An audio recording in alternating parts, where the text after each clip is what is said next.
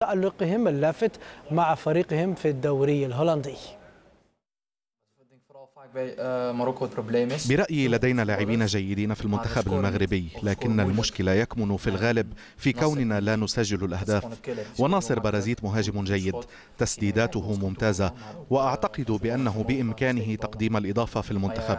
كما هو معلوم في إفريقيا يعتمدون كثيرا على العامل البدني والقتالية، وهذا الجانب أيضا متوفر في ناصر. إنه قوي جدا، وبالتالي أرى بأنه لن يجد صعوبة في التهديف.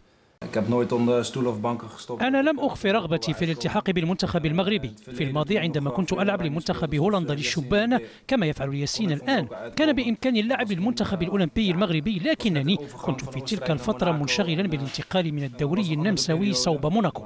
ولكن وفي كل الأحوال ومنذ سنوات وأنا أرغب في حمل ألوان المنتخب المغربي، ولكن لم يحصل ذلك حتى الآن. وأعتقد أنه علي الاستمرار في العطاء على أرضية الميدان وانتظار استدعائي للمنتخب المغربي.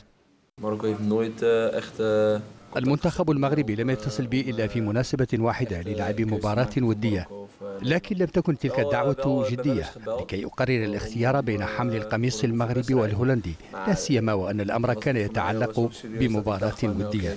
ألعب الآن في المنتخب الأولمبي الهولندي، وفي غياب دعوة من المنتخب المغربي فإنني سأبقى ألعب للبرتغال.